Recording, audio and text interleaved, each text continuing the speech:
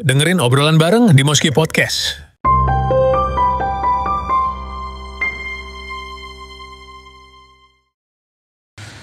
Assalamualaikum warahmatullahi wabarakatuh.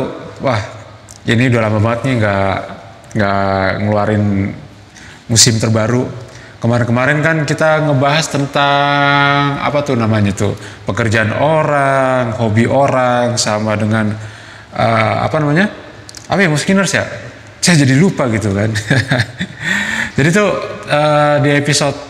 di musim kali ini mungkin kita akan sedikit berbeda.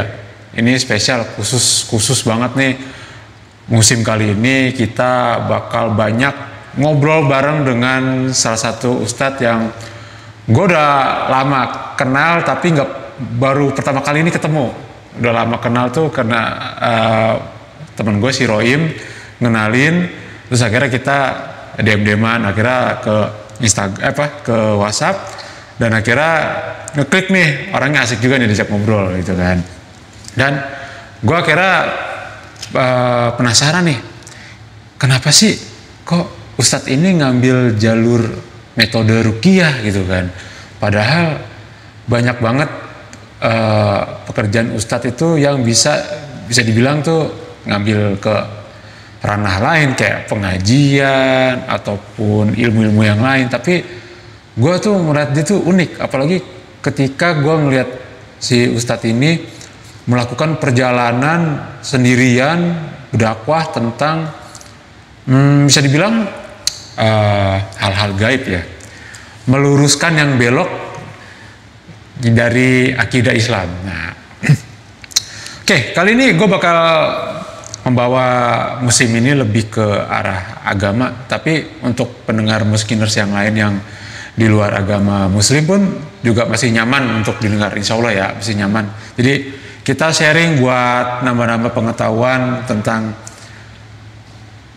hal-hal gaib, tapi dari sisi agama Islam.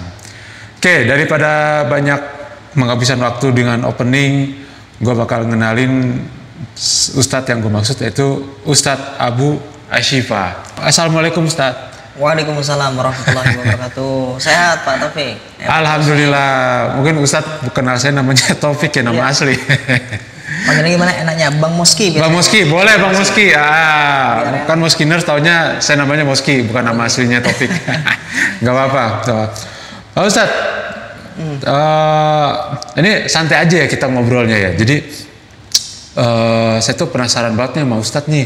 Kok kenapa Ustadz ini ngambil jalur ruqyah? Apa emang dari dulu cita-citanya pengen jadi tukang ruqyah, atau memang punya tahu dapat ilham nih? Wah, saya harus jadi peruqyah nih karena memang kondisi dunia sedang tidak baik-baik saja nih. Lagi banyak orang-orang yang terjerumus ke ilmu-ilmu sesat kayak gitu kan, ataupun bisa dibilang mempelajari sesuatu hal yang akhirnya jauh dari kata agama. Kan kita juga tahu Ustadz, banyak kan praktek-praktek di luar sana yang orangnya sakit lah kayak gimana, datangnya ke dukun. Kita lagi nggak enak mood nih, pengen semangatin diri, datangnya ke paranormal. Bahkan sampai mempercayai namanya ramalan. Kan kita di agama kita kan namanya ramalan kan sangat diharamkan. Betul. Nah, oke, langsung aja Pak Ustadz ya. Aku mau nanya pertanyaan pertama adalah, sejak kapan Pak Ustadz ini menjadi peruqyah? Oke, alhamdulillah dulu awal mula kenal dunia ruqyah itu di tahun 2007, tetapi memastikan diri, memantapkan diri, ya menguatkan diri untuk terjun di dunia ruqyah itu dari tahun 2016. 2016. 9 tahun. 9 tahun. 9 tahun itu memang udah pelan-pelan belajar ruqyah itu dari buku atau dari mana? Dari buku, dari belajar di internet, juga langsung ikut daurah atau bahasa Indonesianya itu pelatihan-pelatihan. Tapi emang dari hati kecilnya Pak Ustadz? Sebenarnya tidak dari hati kecil. Dulu kan kita mempelajari Islam itu ya basic seperti ilmu sholat, ilmu tajwid, misalnya tahsin, Al-Quran, dan juga ilmu-ilmu fikih yang lainnya. Tetapi ya benar kata tadi Bang Moski, dunia sedang tidak baik-baik saja karena Islam itu dibangun dari yang namanya tauhid. Nah ini teman-teman pendengar juga mungkin baru dengar ini ya, karena Islam itu tidak akan ada jika tidak dilandasi oleh tauhid. Ibarat ini adalah pondasinya. Nah, maka yang harus kita perbaiki adalah pondasinya. Nah, maka tauhid ini sangat penting. Dan kadang kita juga bingung bagaimana cara mendakwahkan, menyampaikan nasihat tentang tauhid. Betul. Jadi agak kesulitan. Nah, maka di jalan atau di media pelatihan atau ruqyah syariah inilah kita bisa secara mudah menjelaskan apa itu tauhid kepada seluruh masyarakat. Seperti itu. Dan memantapkan diri sebagai ruqyah itu tahun kapan, Ustadz? Itu terjun langsung memantapkan diri dan memang sudah mahir dalam ruqyah itu di tahun 2016-an itu. 2016 itu emang udah memantapkan diri untuk menjadi seorang peruqyah. Apa sih namanya selain peruqyah gitu, Ustadz? Mungkin sebutannya apa ya? Trainer ruqyah. Kalau bahasa umumnya itu ya disebut sebagai peruqyah, roki bahasa Arabnya. Kalau enggak apa ya? Tukang eksorsisme. Kalau dalam agama lain eksorsisme ya, tapi dalam ranah Islam. Nah, seperti itu kurang lebihnya. Itu ada pendidikan khusus nggak sih dalam hal meruqyah? Oh, ada. Jadi ada yang namanya daurah khusus, kita mempelajari disiplin ilmu ruqyah syariah. Jadi kadang orang itu taunya ruqyah syariah itu adalah doa, padahal bukan. Oh gitu. Ruqyah itu beda dengan doa. Nah, hal yang beda. Nah, di dalam ruqyah memang ada doa, tetapi ruqyah sendiri bukan doa. Nah, bisa dijelasin nggak tuh Ustaz tuh? Nah, ini buat pendengar ya, ini ilmu yang mahal tapi Bang Muski luar biasa nih. Memang dulu saya suka ikut-ikut setiap daurah pelatihan itu. Ini kan ilmu agama ya, tapi memang di beberapa case atau di beberapa spot tempat itu memang berbayar. Jadi memang itu cita-cita kita, bayar nggak masalah, yang penting nanti kita kasih gratis kepada umat. Oh gitu. Nah, baik, kita mulai. Mungkin teman-teman semuanya udah nggak asing dengan yang namanya ruqyah. Ya. Tapi yang di bayangan kita, coba Bang Muski bayangin dulu ruqyah itu apa sih? Kira-kira. Kalau saya waktu pertama kali mendengar kata ruqyah adalah ada seorang ustadz, biasanya dia megang kepala kita tuh doain. Biasanya itu pasiennya muntah-muntah tuh. Muntah-muntah, kemasukan jin atau apa. Bahkan ke penyakit-penyakit yang tidak didiagnosa dokter itu bisa sembuh, akhirnya bisa sembuh dengan ruqyah. Terus saya juga beberapa tanggapan, wah ruqyah itu hampir sama dengan paranormal, cuman bedanya ini metodenya lebih islami kayak gitu. Nah, secara umum mungkin seperti itu ya Ustadz ya. Tapi kalau secara Pak Ustadz gimana nih? Nah, itu dia yang menarik. Mungkin secara umum itulah garis besarnya. Orang mengenal ruqyah hanya ingin dua, misalnya. Kamu harus ruqyah ya? Emang saya gila? Nah, biasanya. Ya. Orang yang diruqyah itu biasanya adalah orang yang gila atau orang yang terkena gangguan jin. Padahal enggak juga. Jadi ruqyah ini manfaatnya bermacam-macam. Jadi bukan hanya untuk orang gila dan orang yang kesurupan saja. Jadi teman-teman, ini adalah ilmu yang patut dicatat dan juga semoga suara ini menjadi cemilan teman pendengaran Anda semuanya ya. Nah, ruqyah itu apa sih? Ruqyah itu diambil dari kata ruko, yang artinya adalah jampi-jampi dan mantra-mantra. Huruf ro dan qaf, ruko.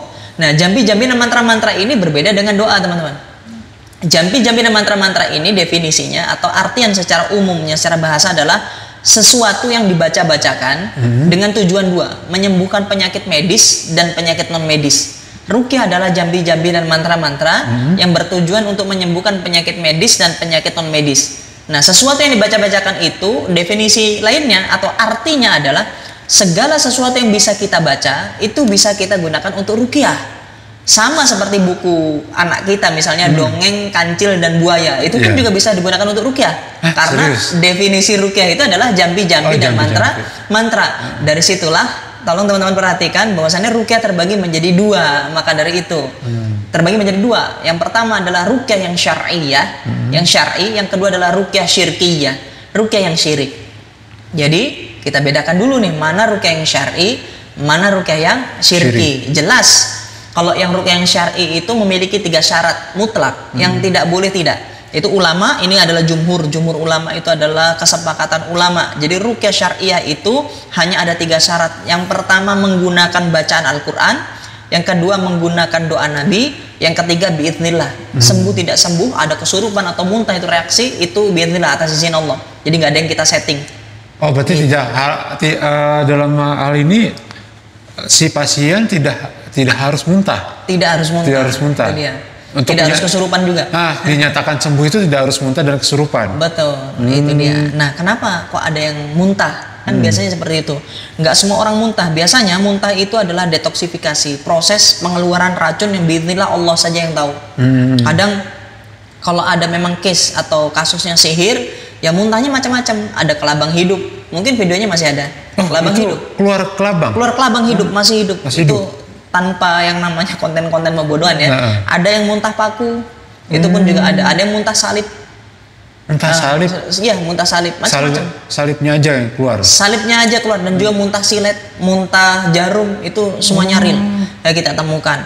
Atau muntah yang bukan orang yang makan aneh-aneh ya. Kadang kita juga dibentrokin dari teman-teman yang mungkin mempelajari beberapa disiplin ilmu psikologi yang mereka adalah kelainan, misalnya nelen sesuatu yang secara tidak sadar atau sengaja, atau memang itu suatu penyakit kayak klepto kan, suka mencuri ya.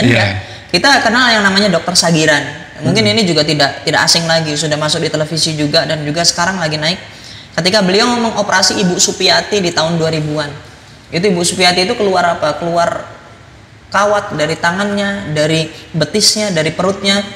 Itu beberapa jam, kurang lebih 3 sampai 5 jam di tempat yang ibaratnya ICU ya, tempat yang benar diisolasi. Itu baru selesai dioperasi, masa iya kelainan, itu sudah tumbuh lagi. Kawat-kawat itu muncul kembali dan harus diadakan operasi lagi. Nah itu, jadi disinilah ruqyah itu ada. Kenapa? Karena kita ini ingin mengajarkan kepada masyarakat secara umum agar mereka kembali kepada agamanya Islam dan mereka tidak batal keislamannya. Kenapa sih Bang Moski kok kita tadi di awal kan dibahas ya, kenapa kok harus ruqyah? Iya. Kenapa? Karena coba sekarang kita semuanya sudah pernah sakit kan? Pernah. Orang kalau sudah sakit, ini poinnya ya teman-teman, bisa didengarkan ya. Orang kalau sudah sakit, dia rela melakukan apa saja asalkan dia sembuh. Poin nih, digaris bawahi. Dia mau disuntik, mau dirawat 7 hari, 30 hari, mau sampai diamputasi kakinya pun juga mau. Kenapa diabetes kok mau? Misalnya kakinya sampai busuk diamputasi. Kaki kesayangannya, tangan, jari kesayangannya diamputasi, dia rela. Karena dia pengen apa? Satu, sembuh. Sembuh itu adalah hilangnya rasa sakit. Nah, setelah itu tidak sembuh-sembuh, kira-kira gimana?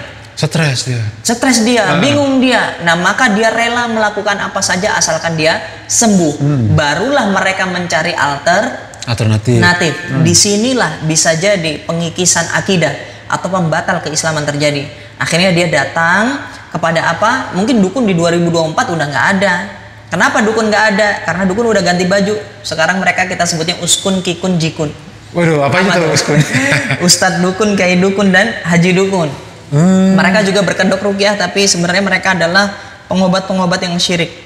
Nah, itu apa tuh bedanya tuh dengan syirik? Nah, bedanya dengan yang syar'i apa? Yang syar'i tadi apa? Menggunakan bacaan Al-Quran, doa-doa Nabi. Yang ketiga, bi'idznillah, atas izin Allah. Kita perhatikan dulu. Lalu ini juga nggak cuma 3 aja sebenarnya, tapi ini 3 adalah garis besarnya. Prakteknya adalah mereka kalau yang lawan jenis, yang non mahram ya, mereka harus membawa yang namanya mahram, keluarganya atau pasangannya mungkin ya. Kalau enggak temannya yang sama, wanita dengan wanita, laki-laki dengan laki-laki. Yang kedua, bacaannya itu harus jahar. Ruqyah yang syar'i ini harus digarisbawahi lagi, yaitu suara mereka harus keras. Harus kenceng, teriak. Harus kenceng, harus terdengar jelas. Nah, karena kalau yang ruqyah yang syirkiyah itu pasti mantra-mantranya itu sir itu perlahan, seperti jampe-jampe ya. Coba kita contohkan satu ya. Contoh jampe-jampe yang terkenal, yang masyhur, yang viral di Indonesia. Sun mate ajiku si jaran goyang, tak goyang engkau. Oh iya. Itu kan? Itu saya pernah dengar itu tuh. adalah jaran goyang. Nah, itu. Nah, di setiap tempat itu pasti ada ruqyahnya. Mau itu di Bugis atau di suku Jawa, suku Betawi atau dimanapun Sumatera, itu pasti ada jampe-jampe atau jangjawotan atau mantra-mantra jampe-jampe yang ada khas di bahasa-bahasa mereka. Maka kembali lagi, orang kalau sudah sakit dia rela melakukan apa saja asalkan dia sembuh. Nah, cara membedakannya gimana? Ini adalah ciri-ciri peruqyah yang tidak syar'i. Yang pertama, peruqyahnya bisa melihat jin yang mengganggu atau yang ada pada sekitar pasiennya. Misalnya, waduh Bang Moski, di rumah Bang Moski di ujung sana itu ada pocong, di sebelah kanan taman itu ada kuntilanaknya. Nah, misalnya, Bang Moski ini ternyata ada khodamnya dari kakek nenek, dia bisa melihat jin. Nah, sebenarnya dalam Islam manusia itu tidak bisa melihat jin. Hatta sampai pun Nabi Muhammad SAW beliau tidak bisa melihat jin. Kecuali jin yang menampakkan diri ke alam manusia. Nah, kok sekarang banyak orang yang mengaku bisa melihat jin dan mereka mengatakan kita ini seperti, kan Nabi Sulaiman dukun dong. Nah, ini analogi yang salah. Itu Nabi Sulaiman punya mukjizat, sedangkan kita adalah umat Muhammad SAW, maka kita tidak bisa melihat jin. Dalilnya apa? Surat Al-A'raf ayat 27. Innahu yarakum huwa wa qabiluhu min haitsu la tarunnahum. Jadi mereka bangsa jin bisa melihat kalian manusia dari suatu tempat yang kalian manusia tidak bisa melihat mereka. Ini Allah sendiri yang katakan nih. Lalu Imam Syafi'i juga mengatakan kalau ada orang yang bisa melihat jin maka kesaksiannya tertolak dan dia harus dihukum. Kenapa? Karena dia sudah mengingkari apa yang diturunkan kepada Muhammad, yaitu apa? Al-Quran. Nah itu yang pertama, bisa lihat jin. Yang kedua, biasanya mereka menggunakan mantra-mantra aneh, pakai Al-Fatihah, pakai Al-Ikhlas, Al-Falaq, An-Nas, tapi di belakangnya nanti dikasih bahasa-bahasa lain. Bahasa Jawa kah, bahasa Sunda kah, atau bahasa yang lainnya. Yang ketiga, biasanya mereka memberikan khodam. Pernah dengar nggak Bang Meski khodam? Tahu pernah dengar. Khodam diambil dari kata khodimul, bantu, tapi dari golongan jin. Ini khodamnya baik ya. Bahkan ada loh dukun perempuan dari Jawa Timur itu khodamnya malaikat, luar biasa. Dia memberikan penjagaan dari malaikat. Wah, padahal yang bisa memerintah malaikat itu adalah Allah yang bisa perintah. Bahkan ada yang bilang bisa menyuruh Jibril. Nah itu dia. Sempat viral tuh dulu. Oh iya, yang baru ini juga ada nih yang bisa bicara dengan semut dan lain-lain ini. Widih, keturunan Nabi Sulaiman. Iya. Nah itu dia. Jadi antara lain itu, dan meminta pakaian bekas. Selanjutnya bertanya nama ibu kandung. Ini Masya Allah, ini sangat bermanfaat ya. Apa namanya kajian kita hari ini. Jadi kenapa kok nama ibu kandung? Itu bentuk pelecehan untuk kita sebenarnya. Karena apa? Karena dalam Islam itu nasab itu tersambung kepada laki-laki. Jadi ayahanda kita, bin atau bintu atau binti itu ke ayah. Iya. Kenapa kok yang ditanya adalah nama ibu kandung? Kita dilecehkan. Kenapa? Karena nasab yang tersambung oleh ibu kandung adalah hanya untuk anak yang dilahirkan dari hasil perzinahan. Oh gitu. Iya, yang ayahnya tidak bisa jadi walinya. Nah seperti itu. Atau menggunakan cara-cara yang aneh-aneh, misalnya suruh tanam paku ini, suruh tanam kepala kambing, suruh nyari ayam cemani, atau suruh mandi pakai air 7 sumur, 7 sumber, atau kembang 7 rupa dan lain-lain gitu. Nah itu dia yang perlu kita perbaiki akidah dari umat, karena kalau orang sudah mendatangi dukun, dia rela melakukan apa saja asalkan disembuh. Bahkan sampai misalnya mahar itu sampai puluhan juta, sampai gitu. ratusan juta. Ada lagi yang membuat kita sedih. Apa itu? Sampai keperawanannya hilang. Ya Allah. Karena begini dek caranya, oh begini Ki caranya, iya begini. Akhirnya mereka disetubui dan sampai hamil. Seperti itu banyak di daerah Gunung Kidul. Itu daerah-daerah pedalaman gitu ya Ustadz ya. Iya. Yang misalnya pemikiran mereka tuh masih lugu banget. Iya betul. Bisa jadi kan, ini saya bukan setuju nih, tapi bisa jadi kan si dukun ini ngincer cewek nih. Dikirimin penyakit nih, ya gitu kan. Wah, kamu bisa sembuh sama saya doang gitu. Betul, karena kalau dukun itu pasti larinya dua ya. Kalau nggak nipu ya pencabulan pasti. Oh gitu ya. Oh prinsip dukun itu ya. Iya, harus nipu. Jadi minyak wangi yang harga 5 ribuan, karena kata mereka sudah didoa-doakan, akhirnya bisa menjadi ratusan ribu sampai jutaan rupiah. Oh gitu. Nah itulah yang kenapa kok saya terjun di dunia ruqyah, ya karena hal ini dasarnya. Saya ingin mendakwahkan kepada umat untuk berhati-hati dalam pengobatan. Seperti itu. Dan itu banyak banget Ustadz, bahkan di e-commerce aja udah banyak yang jualin kayak gitu-gitu. Waduh. Parfum yang udah diisi apa? Iya, ada bulu perindu. Lukisan yang udah dikasih kodam apa gitu. Itu ada aja yang beli ya gitu. Oke, Pak Ustadz, lanjut lagi nih. Apakah ruqyah itu bisa termasuk dalam bakat atau mukjizat? Oh ya, jadi ruqyah itu tidak termasuk bakat. Berarti harus benar-benar dipelajarin ya? Dipelajari. Kalau bakat itu kan kayak orang yang tiba-tiba bisa. Nah, enggak, ya memang dipelajari. Adalah satu disiplin keilmuan. Jadi seperti naik motor juga, nggak ada orang berbakat naik motor, harus belajar dulu. Iya. Terus kalau berbahasa mukjizat juga bukan. Tapi yang mukjizat adalah Al-Quran. Yang luar biasa yang ingin saya jelaskan kepada para penyimak atau pendengar adalah seluruh mukjizat kenabian itu semuanya sudah tenggelam atau hilang, wallahu alam kemana. Sama sebagaimana cincin dan Nabi Sulaiman. Kalau kita tanya, untuk saat ini masih ada nggak? Masih. Tapi karena ada dalil Ia mengatakan kelak di akhir zaman akan ada suatu hewan yang nanti akan membawa cincin Sulaiman dan juga tongkatnya Nabi Musa alaihissalam. Yang dia bisa membaca kamu kafir, kamu munafik, kamu adalah muslim, kamu mukmin. Nanti di akhir zaman. Jadi benda-benda itu masih ada. Nah, gitu ya. Nah, mukjizat itu biasanya terjadi hanya untuk satu kali. Untuk satu kali saja. Satu kali pemakaian. Iya, seperti dibakar tidak terbakar Nabi Ibrahim alaihissalam. Terus membelah lautan hanya sekali jadi saja, itu namanya mukjizat. Tetapi salah satu mukjizat yang masyhur dan ini tidak ada apa namanya perselisihan, tidak ada batas waktu dan tidak ada perselisihan di antara ulama, yaitu mukjizat yang terakhir pada Nabi Muhammad SAW adalah Al-Quran. Nah, makanya kenapa di dalam ruqyah syariah ini, kalau yang syariah itu sering ada keajaiban. Contoh, orang kanker sudah di kemo berapa kali, ternyata dihadapkan dengan Al-Quran di ruqyah syariah, biidznillah sembuh. Saya pun juga ada yang B20, sudah di HIV atau AIDS gitu. Pokoknya di B20 itu beliau menderita selama 5 tahun di daerah Jawa Tengah. Itu alhamdulillah sekarang sudah sembuh total dengan 2 kali terapi. Tapi bukan ruqyahnya sebenarnya titik beratnya. Tapi niatnya kali ya, niat dari hatinya dia. Nah, itu dia. Sebenarnya kalau di dalam ilmu ruqyah ini teman-teman semuanya bisa diperhatikan bahwa di dalam keberhasilan suatu ruqyah syariah itu sebenarnya ruqyah syariah itu cuma 5% dari kesembuhan. Jadi orang yang menemui saya sebagai peruqyah malah jarang sekali saya ruqyah. Tapi dia udah merasa sembuh. Nah, alhamdulillah bahkan ada yang sudah sembuh total secara medis. Nah, kenapa? Dari 100% kesembuhan tadi, ruqyah itu cuma 5%. Cuman kenapa saya dakwah di ruqyah? Karena orang ingin di ruqyah. Tapi sebenarnya saya nggak meruqyah. Kenapa? Nah, ini perlu diperhatikan. Ruqyah itu berefek pada kesembuhan itu cuma 5% dari 100%. Kecil banget. Hijrah itu 10%. Orang yang nggak pernah sholat sekarang sholat, bagus. Cuman hanya 10% saja. Nah, total 15%. Yang 15%-nya adalah ruqyah mandiri. Ruqyah mandiri yang setiap hari seperti membacakan Al-Ikhlas, Al-Falaq, An-Nas di dalam air, lalu ditiupkan, diminum. Nah, seperti itu. Itu total 30%.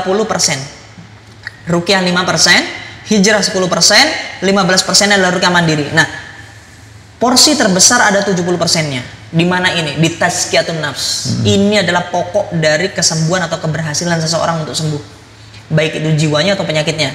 Apa itu tazkiyatun nafs? Tazkiyatun nafs itu diambil dari kata zakat atau zakaha, yang artinya mensucikan. Nafs itu adalah jiwanya. Maka yang harus disucikan adalah jiwanya. Nah, makanya ketika ada orang yang sakit, tidak langsung kita ruqyah, pasti kita bahas dulu bekerjanya di mana, terus kapan pertama kali sakit, dan baru melakukan apa sebelum sakit itu. Misalnya dia kerjanya menjadi rentenir yang berkutat di dalam bab riba, atau dia memang menjadi orang jahat, misalnya pengedar narkoba dan lain-lain. Nah, itu sakitnya itu bisa jadi sebagai penggugur dosanya dia. Kalau dia sudah tobati, karena sakitnya itu hakikatnya penggugur dosa dia. Kalau dia sudah tobati, tanpa diruqyah pun bisa sembuh. Kalau dia berhenti dengan pekerjaan itu, maksiatnya, menghentikan maksiatnya, betul. Kalau dia nggak pernah sholat, sekarang dia sholat, sebenarnya memang inginnya Allah memberikan sakit, itu untuk apa? Untuk menggugurkan dosa-dosanya. Nah, seperti itu. Insya Allah. Jadi penyakit itu sebenarnya bukan sesuatu hal yang patut kita benci ya. Poin yang bagus. Nah, penyakit bukan tapi yang kita patut benci. kita telaah apa sih yang kita jalankan selama ini. Betul. Dan itu adalah penyebab kita menjadi sakit. Betul sekali. Masya Allah, ini poin-poin penting sebenarnya ya. Karena Rasulullah SAW itu mengatakan, man yuridillahu bi khairan yusib minhu.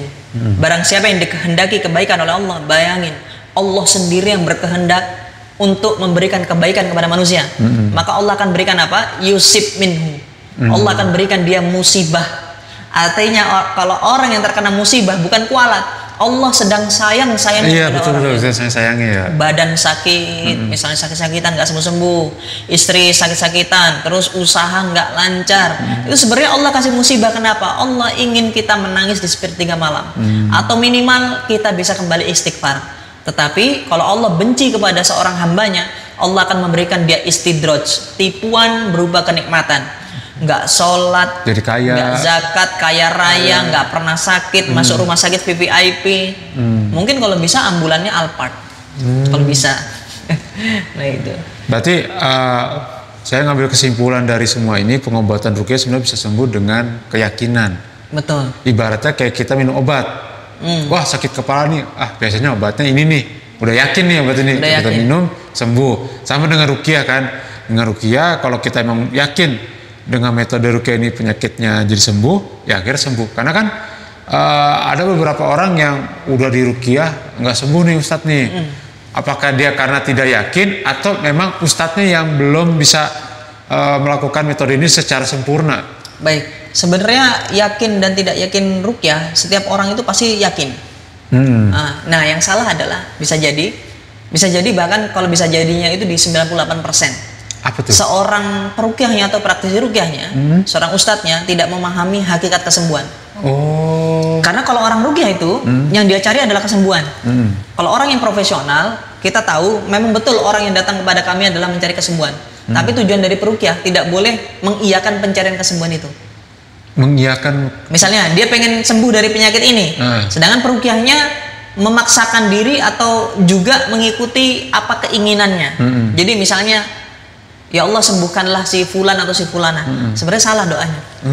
Kenapa salahnya?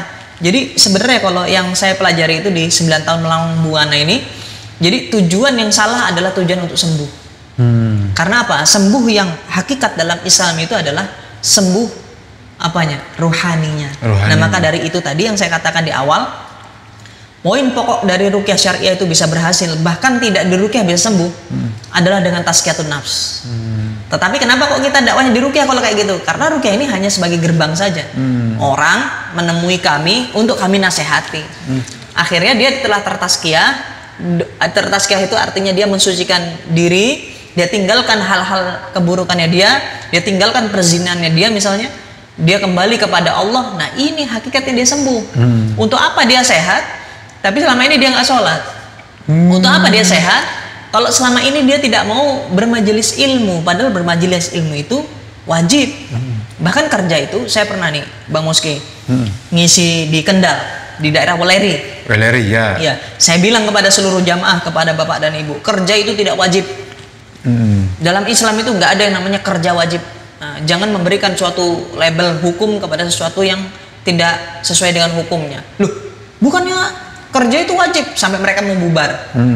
Sekarang saya tanya begini, apa yang wajib di dalam Islam yang gampang kita ketahui aja deh? Puasa Ramadan sama sholat 5 waktu. Kalau kita sakit, cuman bisa duduk sama atau berbaring deh, yang berbaring. Masih wajib nggak kita sholat? Masih. Walaupun dalam kondisi sakit, tiduran atau dengan isyarat. Sekarang kalau kita kerja, kita sakit, kita nggak masuk kerja, bayar utang nggak? Kita harus rapel kerjaan kita, ya enggak? Ya enggak, karena enggak wajib. Nah, dihitung utang enggak? Ya enggak. Nah, itu dia makanya yang wajib adalah mencari nafkah. Nah, nafkah itu maksud saya adalah tidak hanya dengan bekerja. Maksud saya di sini adalah apa? Jangan intisari dari pembahasan saya kerja itu tidak wajib adalah orang sampai meninggalkan majelis ta'lim, bermajelis ilmu hanya dengan kerjanya. Saya dulu juga kerja di staf ekspor, tapi kenapa saya tinggalkan itu? Karena saya tidak bisa sholat secara khusyuk karena saya pusing mikirin ekspor impor itu kan, bill of ladingnya dan lain-lain. Nah, maka saya keluar kerja. Jangan sampai kita kerja dapat gaji, anak sehat, istri sehat, tapi kita nggak mau ngaji, ya minimal di YouTube. Wah iya tuh. Berarti ya bahasan yang Ustadz tadi bilang itu terkait dengan namanya hijrah ya. Hijrah. Hijrah itu per detik. Nah maksudnya? Hijrah itu nggak dari sekarang nggak pernah ngaji terus besok ngaji. Jadi yang namanya hijrah itu kita perbarui setiap detik. Oh setiap detik. Ya, kalau minimal kita tidak bisa lebih baik, minimal istiqomah. Istiqomah dengan jangan jadi jahat lagi. Gitu. Yang tadinya nggak rajin sholat jadi rajin sholat, kayak gitu. Jadi nggak ngaji jadi ngaji kayak gitu. Perlahan, step by step. Gitu insya Allah. Oke, pertanyaan terakhir ya Pak Ustadz ya. Apa yang membuat Ustadz bertahan menjadi peruqyah? Masya Allah, alhamdulillahirabbil alamin. Saya mendapatkan keberkahan karena saya tidak menafikan diri. Saya ruqyah 9 tahun ini, bisa Anda cari nama saya Abu Asifah. Mungkin kalau di Jakarta sudah sangat masyhur. Saya tidak pernah yang namanya tarif. Saya selalu melabelkan diri adalah peruqyah gratis. Tapi kan terima infak. Infak itu semuanya tidak saya gunakan untuk keluarga saya. Saya gunakan untuk dakwah. Bahkan ada beberapa TV swasta itu yang memberikan misalnya wawancara, itu pun juga untuk dakwah. Terus anak istri saya makan apa? Nah itu dia. Ini yang pertanyaan yang sangat bagus juga, bahwa saya juga ingin menjelaskan sedikit mungkin ke pemirsa atau pendengar ya. Jadi jangan jadikan asatis atau asatiza atau seorang dai itu sebagai mata pencaharian. Karena memang kita sudah tercoreng di situ. Setiap dai atau ustadz atau ustadzah itu pasti dikiranya makannya memang dari amplop dari kajian-kajian itu. Nah iya benar, kebanyakan orang mikir gitu kan, ustadz itu jadi mata pencarian utama. Saya udah keliling dari beberapa penjuri di Indonesia, Sumatera, Kalimantan, dan di daerah-daerah yang lain. Itu saya tidak pernah yang namanya galang donasi. Jadi kalau donasi pun itu biasanya saya gunakan untuk transport tok. Jadi ingat ya, tidak digunakan untuk makan atau keluarga, itu enggak. Nah, kenapa kok di sini bertahan? Karena intang surullah yang surukum wa yutsabbit aqdamakum. Allah mengatakan seperti itu. Apa itu? Tolonglah agama Allah, maka Allah akan tolong kalian dan Allah akan teguhkan di agamanya. Jadi pertolongan dari Allah yang Allah berikan kepada keluarga saya itu menurut saya tidak nalar. Anak saya sekolah, kebutuhan itu sangat besar karena saya kecil dan besar di Jakarta. Saya lahiran Cipinang Kebembem, Jakarta Timur ya. Itu semuanya Allah cukupi. Bahkan sampai pun hal-hal kecil seperti jalan-jalan pun juga Allah cukupi. Dari apa itu? Dari dagang. Dagangnya pun juga nggak ngoyo. Apa Bang Moski? Nggak usah belajar ilmu marketing atau ilmu apa, ya dagang aja. Saya juga jamaah nggak terlalu banyak kok, nggak terlalu saya himpun jamaah harus punya grup khusus, enggak.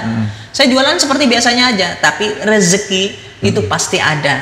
Betul. Surat At-Tolak ayat 2. Mungkin ini buat penutup juga ya. Iya, betul. Durasi. Nanti kita lanjutkan, mungkin next kita bahas seluk beluk alam jin. Nah, seru nih kalau kita berbicara jin.